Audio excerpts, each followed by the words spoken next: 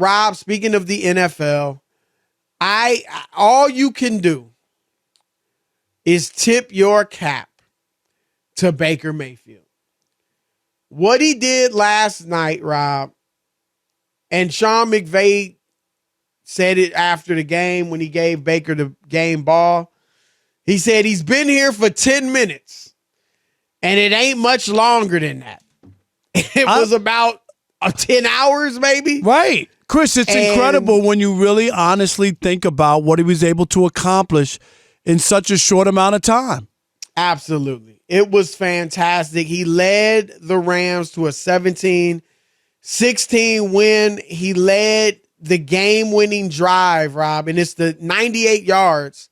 It was Rob G, what are the exact? It's the longest game-winning drive ever, or not ever, but you know what were the, look that up, but I know it was the longest game-winning drive under some type of circumstances. But I'll say this too: the pass to win the game, the touchdown was beautiful, Chris. That pass, the one to Skoranek before that, was fantastic. Rob G, what was it? According to the Elias Sports Bureau, 98-yard touchdown drive was the longest go-ahead touchdown drive that began in the final 2 minutes over the past 45 seasons. Really? Unbelievable. My Raiders got a record-breaking defense. That's what they do. Hey, you know that. Raiders are horrendous, man. I mean, Jeff Saturday, now Baker Mayfield. If I ever am put in a position like that, give me the Raiders. Give me the Raiders of Josh McDaniels. But Rob, I said this on TV.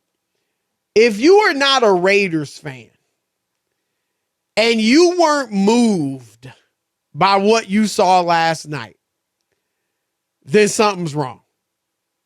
I mean, this is a dude that led Cleveland to the playoffs for the first time, to a playoff win for the first time in 26 years. Was that it? I've been saying 25. I know it's over like 25, 26. 26, I think from 94. That's ridiculous, Chris. Or ridiculous. 96 maybe, yeah. 94 to 2020. Okay. 26 years, first victory. He's rewarded by the team ditching him for a guy that had to sit out essentially the whole season. Right. And then he goes to Carolina, is benched, not just behind Sam Darnold, but behind P.J. Walker, who was never even drafted, right? And then gets released mutual decision. And only one team wants him. The number one pick in the draft just a handful of years ago. And only one team wants him. And he does what he did last night, Rob. It was like, if it was a movie, we'd have been like, please. They would have rejected the script, even on Hollywood, right. So I'm going to give Baker, I can't say enough about what he did last night. That said, Rob, I don't know what your take is yet, but we got to pump the brakes. I'm hearing he resurrected his career. He's going to be a starter next season for sure. Slow down. Those 6 games in Carolina when he had the second worst QBR since 2008. That really happened. That season in Cleveland when he was horrible. That really happened. All right, so it was a fantastic moment. And I'm not saying he won't start again. But I'm saying slow down. Mike White has started 4 games and 2 of them he threw for over 300 yards. He didn't have a moment. Cooper Rush had some moments. Bailey Zappi has some moments. Yeah, but they weren't. I got to see more before I'm ready to say this dude is going to be like a long-term starter again in this league. The only problem is you're naming him with guy. He won a Heisman Trophy. Let's not make it like he's one of those guys. A lot of guys won Heisman trophies that didn't pan out. But that's not it. That's different from. Is that not true though? No, but that's different from naming him with Zappi and Mike White and no scrubs. Here's my point. Last night, if you're a general manager watching that game, it's a national game. Everybody's watching. he did get the attention. There's so many teams, Chris, that don't have a quarterback. He is going to get a look from somebody. He just went to one. No, he's going and couldn't do jack. They just had 9 quarterbacks since Cam left Carolina. That's a bad situation. And I'm not blaming everything and giving him a pass because he didn't play well. So I'll give you that. I'm just saying in this man's NFL where there's so many bad teams that don't have quarterbacks, somebody will take a look at last night and go like he can play. Like okay, like maybe it was a situation like that will at least give you the perk up and say, wait a minute, we need a quarterback. Should we give him a look? Should we let him compete with the right situation? Coaches always are stroking their egos, Chris. I'm going to fix the guy. I'm going to be the guy who resurrects this guy. He can follow my game plan and whatever, and I'm calling the plays. I know what I can do to make this guy viable. I'm just saying he didn't win no job last night, but he got people's attention that they're going to look at him a little bit different from being released from Carolina, right, and nobody being interested in him. Would you say that on a national stage? I would say he what's the phrase I'm looking for? I wouldn't say he got people's attention. Obviously, everybody takes note. Wow, what a performance. That was great. But I think what he did, Rob, is he bought himself some time. That's what I feel. Because if I were a GM running another team or a coach or whatever, I would be more interested in seeing what Baker does over these next 4 games. And I'm not saying he has to be great. Heck, Stafford was struggling, and I know Cooper Rush isn't there. Offensive line struggles. They don't have a running game. So I'm not saying he's got to be great. But you still can watch a guy and see how he performs. And McVay is a good coach who had success with Goff. He had turned Stafford, from a guy that couldn't win to a Super Bowl winner. And so that's all I'm saying. I'm with you in that he was great last night.